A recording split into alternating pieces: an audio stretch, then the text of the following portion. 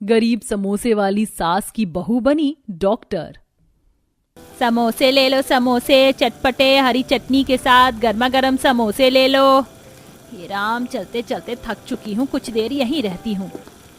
अरे वाह, बहुत गर्मा गर्म समोसे की खुशबू आ रही है। सुमित्रा, तू जरा 4 समोसे तो दियो।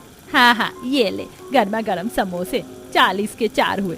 ये ले पैसे। एक बात बता, तू कब तक अकेले बूढ़ी सी उम्र में गली गली घूमकर समोसे बेचती रहेगी? अपने बेटे की शादी कर, घर पर बहू ला, बहू से सेवा करवा। अरे मेरी नजर में कोई लड़की नहीं, मिलेगी तब तो शादी करूंगी। तू बोले तो मैं तुझे एक रिश्ते की खबर दे देती हूँ। मेरी नजर में है एक लड़की, 12वीं पास तो होगी वो लड़की, गरीब है पर सयानी है। गरीब तो मैं भी हूँ सुनीता, मेरे पास बहू को देने के लिए कुछ नहीं है, तो मुझे भी कुछ नहीं चाहिए। बात बन जाती है तो बता दे। तू परेशान मत हो, मैं आज ही उस लड़की के माता पिता से बात करती हूँ अपने मोहित बेटे के लिए। सुनीता समोसे लेकर अपने घर चली जाती है। वहीं सुमित्रा भी समोसे बेचने आगे निकल जाती है। शाम को सुनीता शैला के घर पहुंचती है, जो उसके रिश्तेदारी में ही थी। अरे कैसी हो शैला और लोकेश भाई साहब, सब बढ़िया तो है? है, सब बढ़िया तो है, बस मेरी बेटी की शादी की चिंता खाए जा रही है। कहीं अच्छा लड़का नहीं दिख रहा है, और ये है कि अपनी परीक्षा करना भी नहीं छोड़ रही, डॉक्टर बनने की रट लगा रखी है। इसका मतलब मैं बहुत सही वक्त पर आई हूँ। मैं आपकी बेटी नंदिनी के लिए रिश्ता लेकर आई हूँ। लड़का बहुत अच्छा है, 4 पैसे कम कमाता है, लेकिन सास भी समोसे बेचने का काम करती है और उन्हें दहेज में भी कुछ नहीं चाहिए। सच, ये तो बहुत बढ़िया हो गया। हम तो वैसे ही अपनी बेटी की शादी करने के लिए परेशान हो रहे थे। सुनीता बहन जी, आप लड़के वालों को हाँ कर दीजिए और मिलने के लिए भी बता दीजिए। ठीक है, मैं लड़के वालों से बात करती हूँ, जब तक आप अपनी बेटी को अच्छे से मना लेना। ऐसा रिश्ता बार बार नहीं मिलता। सुनीता जाती है कि बेटी नंदिनी सब कुछ सुनकर घर में आती है और अपनी किताब साइड में रख के कहती है, माँ, मुझे पता था आप ऐसा करोगे। मैंने सब सुन लिया था, मेरे कान है, मैं अंधी नहीं हूँ। सब सुन लिया तो अच्छी बात है। आप अपनी डॉक्टर के सपने को छोड़ और दुल्हन बनने की तैयारी कर। तेरे माँ बाप पर इतना पैसा नहीं है कि तेरी शादी करवा सके। माँ पापा, आप मेरे साथ ऐसा नहीं कर सकते। आप जानते हैं डॉक्टर बनना मेरे बचपन का सपना है। कैसे कैसे मैंने 12वीं में साइंस ली, टॉप किया और अब नीट के एग्जाम की तैयारी कर रही हूँ। बड़ी मुश्किल से स्कॉलरशिप से ये महंगी किताब लेकर आई हूँ। बस मुझे इस परीक्षा को पार करके मेडिकल कॉलेज में दाखिला लेना है और फिर मैं डॉक्टर बन जाऊंगी।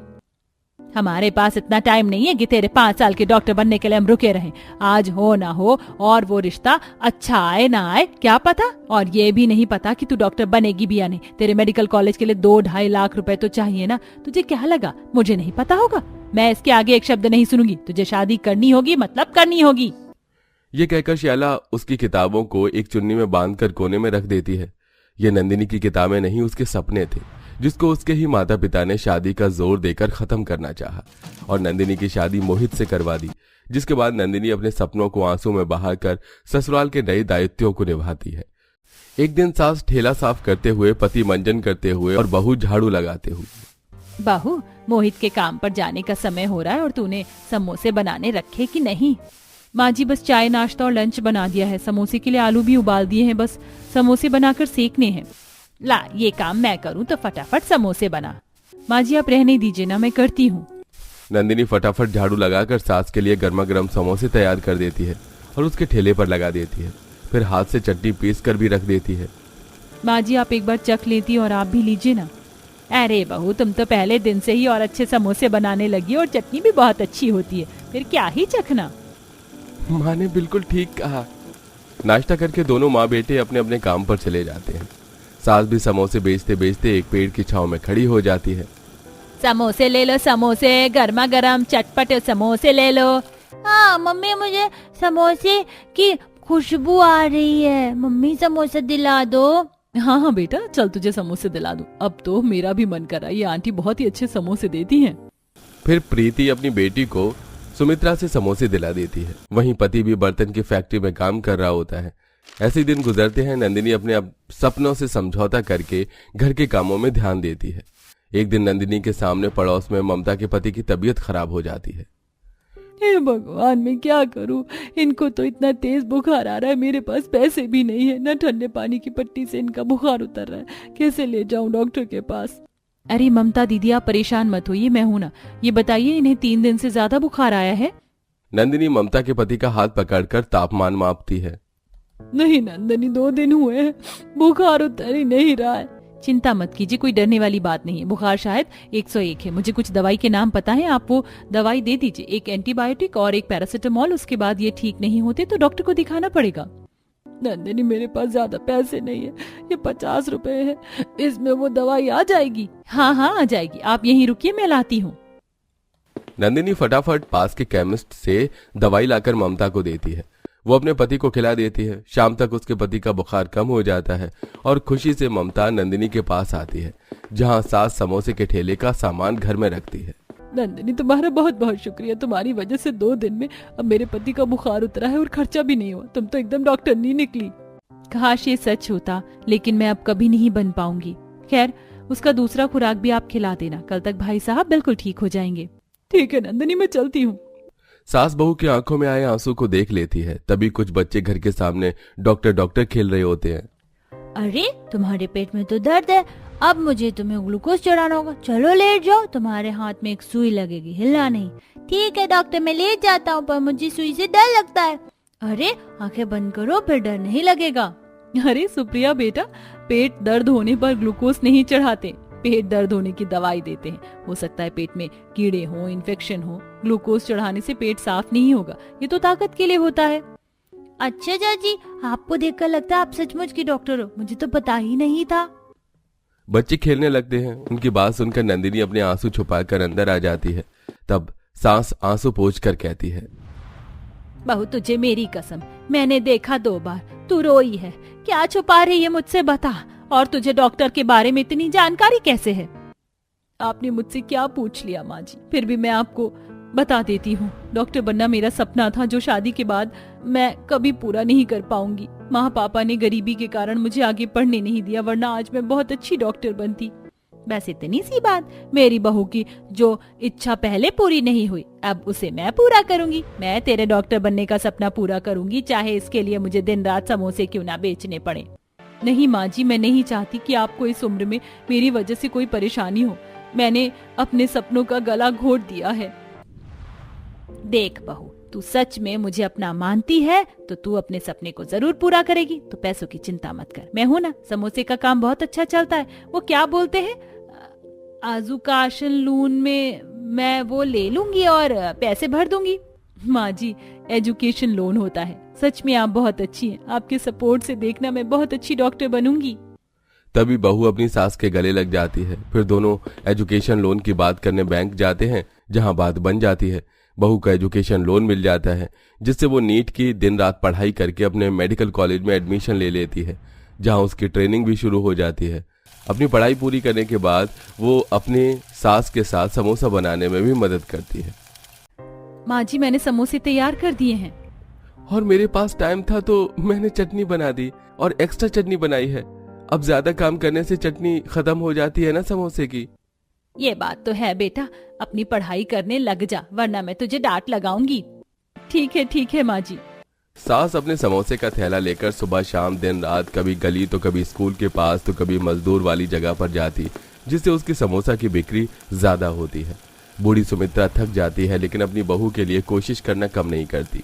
वो कर्ज के पैसे चुकाती है। वहीं दूसरी तरफ पति और बहू भी अपने अपने काम और पढ़ाई में मेहनत करते हैं।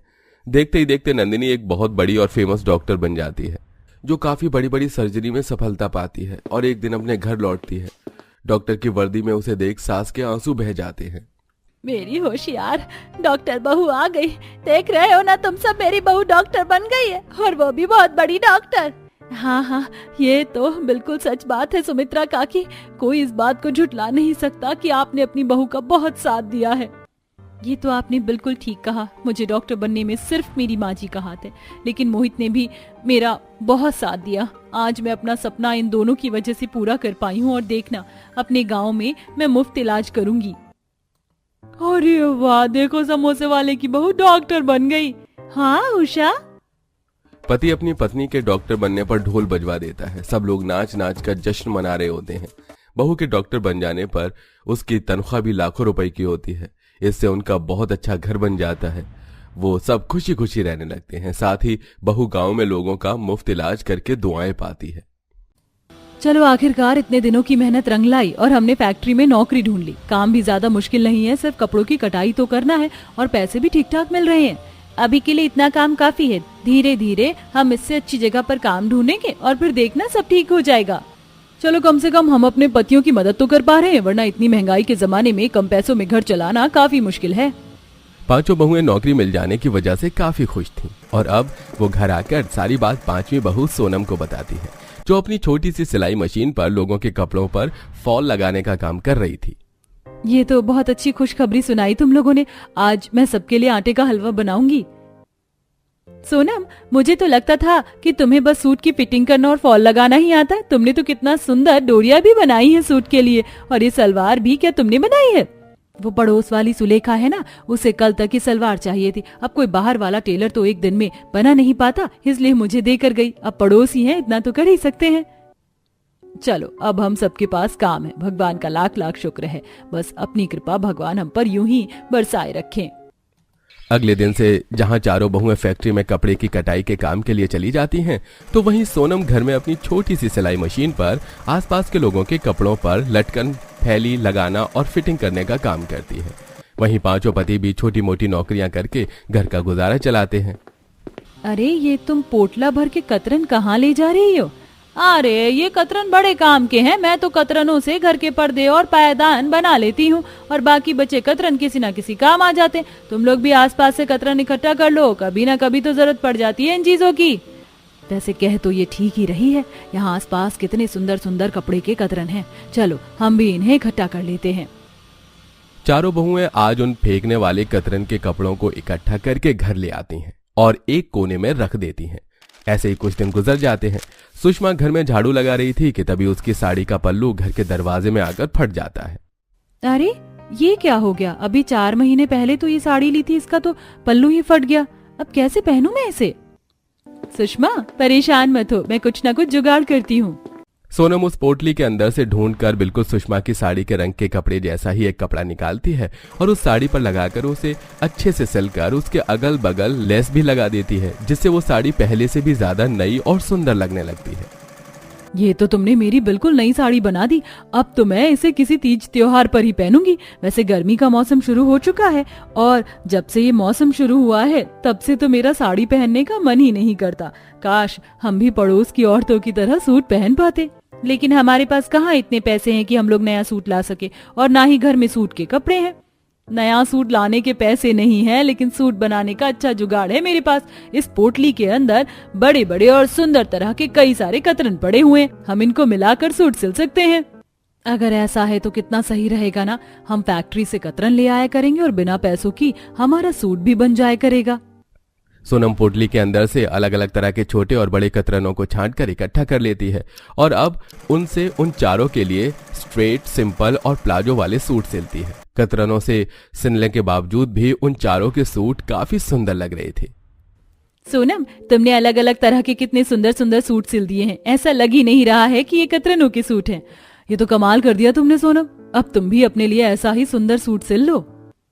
चारों बहुएं उन सूट को पहनकर काफी ज्यादा खुश थीं कि तभी पड़ोस वाली सुलेखा उनके घर आती है और उन चारों को अलग अलग तरह के सूट में देखकर, अरे वाह, तुम चारों सूट में बड़ी अच्छी लग रही हो। कहाँ से लिए ये सूट और कितने के हैं? ये सूट हमने कहीं से लिए नहीं है, बल्कि हम जो फैक्ट्री से बचे हुए कतरन लेकर आए थे, सोनम ने उन कतरन से इन सूटों को बनाया है। क्या सोनम, तुमने सच में इतने कतरनों से ये सूट खुद बनाया है?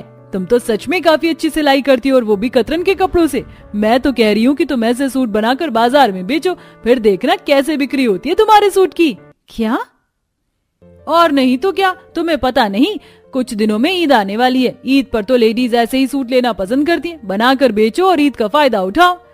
सुलेखा कह तो ठीक रही है, अभी तो ईद आने में भी 2-2.5 हफ्ते हैं, लेकिन बाजारों में अभी से ही लोगों की कितनी भीड़ है। सभी बहुएं अपने पड़ोसन की बात मान सोनम इस काम के लिए तैयार हो जाती है और अगले दिन ही अब चारों बहुएं फैक्ट्री से ढेर सारी कतरन लेकर आती हैं। दिन से सोनम 5 तरह के अलग अलग सूट बनाने की तैयारी में लग जाती है। वहीं बाकी के चारों बहुएं उन सूट की तुरपाई करती, उन पर लटकन मोती लगाती तो कोई उन पर लेस लगाती। इसी तरह एक दूसरे की मदद करके जल्दी सूट तैयार करती हैं और रविवार के दिन बाजार जाकर सभी ठेले वालों के साथ ही अपने भी सूट लगा देती हैं। ईद के लिए अलग अलग तरह के नए सूट ले जाइए। ऐसे सस्ते दाम में प्यारे प्यारे सूट पहले कभी नहीं देखे होंगे आपने। या अल्लाह बाजी, जरा ये हरा वाला सूट तो देखो कितना सुंदर लग रहा है ना, हमारी सकीना पर तो ये खूब जचेगा। ये पीला सूट तो देखो कितनी अच्छी है बाजी, पर यह भी काफी जचेगा। आपके पास तो काफी सुंदर सुंदर सूट है, लेकिन देखने में तो काफी महंगे लग रहे हैं। हमारा बजट 500 से 1000 रुपए के बीच है, उस हिसाब से ही सूट दिखाइए। अरे बहन जी, तो ये जो आपके हाथों में सूट है ना, ये भी 400 के हैं। आप सच कह रही हैं बाजी, इतने सुंदर सुंदर सूट 400 रुपए के हैं। मुझे तो ये काफी पसंद आए। मैं तो कह रही हूँ यहीं से ईद के लिए सबके लिए सूट ले लेते हैं। इतने कम दामों में पूरे बाजार में ढूंढने पर भी सूट नहीं मिलेंगे। वो दोनों औरतें कम से कम 5 से 6 सूट लेती हैं और पहले ग्राहकों से ही उन बहुओं की काफी अच्छी कमाई हो जाती है। देख रही हो सोनम, देखते ही देखते हमारे आधे से ज्यादा सूट बिक गए और कितनी अच्छी कमाई हुई है, और ग्राहक भी बिल्कुल खुश होकर गए हैं। मैंने तो सच में ऐसा कुछ सोचा भी नहीं था। मुझे लगा 1-2 सूट बिक जाए वही बड़ी बात होगी। हफ्तों में दिन रात मेहनत करके ऐसे और सूट बनाऊंगी। थोड़ी देर में कुछ और ग्राहक आते हैं और इन बहू के पास बचे हुए सूट भी बिक जाते हैं। और अब जहां चारों बहुएं आकर सोनम के सूट बनाने में मदद करती, तो वहीं सोनम सूट बनाने में अपना पूरा दिन निकाल देती। और अब हर शाम वो सभी बहुएं सूट बेचने के लिए बाजार जाती, जहां ग्राहकों की बड़ी सी भीड़ लग जाती। आपके पास सूट तो काफी सारे हैं, लेकिन क्या आपके पास अफगानी सूट नहीं है? वो क्या है ना, हम लोग हमेशा अफगानी सूट ही पहनते हैं। हाँ, और मेरी बेटी तो काफी अभी छोटी है, तो वो फ्रॉक सूट ही पहनेगी। आपके पास पठानी पटियाला इस तरह के सूट नहीं है क्या? हमारे पास तो इस तरह के सूट नहीं है, लेकिन अगर आप 2 दिन का वक्त दोगे तो हम ये सूट ले आएंगे। ठीक है, अभी तो आप ये फिलहाल 4 सूट पैक कर दीजिए और 2 दिन के बाद हम यहाँ फिर आएंगे, तो आप ये सारे सूट भी ले आना। बाजार के बंद होने के बाद अब सभी बहुएं घर आती हैं और रात को ही अलग अलग तरह के सूट बनाने की तैयारी शुरू कर देती हैं। देखते ही देखते ये सभी बहुएं सिंपल और स्ट्रेट सूट से अब अफगानी, पटियाला, फ्रॉक, पाकिस्तानी, पठानी, अनारकली सूट जैसे सूट बनाने लगती हैं और 2 दिन के बाद उन्हें बाजार में जाकर बेचती हैं। वाह बाजी, आपके पास तो कई तरह की सूट है। इस बार तो मैं अपनी बेगम के लिए ये अनारकली और अफगानी सूट ले जाऊंगा। ये अफगानी चांदनी रात को पहनेंगी और ये अनारकली सूट और ईद के दिन। मेरी अम्मी जान को तो कब से पठानी सूट चाहिए था, चलो अच्छा हुआ मिल गया। ईद की वजह से 5 जुगाड़ू बहुओं की सूट की बिक्री काफी ज्यादा होने लगी थी। यहाँ तक कि आस पड़ोस के लोग उन 5 बहू से ही सूट की खरीदारी शुरू कर देते हैं। जैसे जैसे ईद के दिन करीब आते हैं, वैसे वैसे 5 बहू ने अब काफी सारे पैसे जोड़ लिए थे और अब वो बहुत जल्दी बाजार के साथ साथ अपनी एक छोटी सी किराए की दुकान भी खोल लेती हैं, जिसमें उनका सारा बुटीक का काम होता था। सूट सिलने के साथ साथ अब वो सभी दुकान में भी सूट बेचती हैं। मेरी खाला ने मुझे आपकी दुकान का पता दिया था। मैं तो कल बाजार भी आई थी, लेकिन शायद कल आपकी दुकान लगी नहीं थी, इसलिए अब यहाँ आई हूँ। आप जल्दी से मुझे सुंदर सुंदर और हैवी सारे सूट दिखा दीजिए। वो क्या है ना, मेरी बहन का निकाह होने वाला है, तो हमें रिश्तेदारों में ढेर सारे सूट बांटने हैं। और क्या आप मेरी बहन का शादी का जोड़ा बना सकती हैं? जब से उसने आपके हाथ का वो शरारा सूट पहना था, तब से उसने जिद पकड़ ली है कि वो आपके हाथ का सिला हुआ शरारा ही अपने निकाह में पहनेगी। अरे हाँ, क्यों नहीं, आप बस अपनी बहन को कल यहाँ ले आइएगा। मैं उनका नाप ले लूंगी और जिस तरह का उन्हें शरारा सूट चाहिए, ठीक उसी तरह का उन्हें शरारा सूट बना कर दूंगी। कतरनों के साथ साथ अब वो सभी बहुएं बड़े बड़ी दुकान से अलग अलग सुंदर तरह के कपड़े लेकर आती हैं और उनसे भी सुंदर तरह के सूट सिलती हैं और इसी तरह अब उनके घर की आर्थिक स्थिति भी ठीक होने लगती है।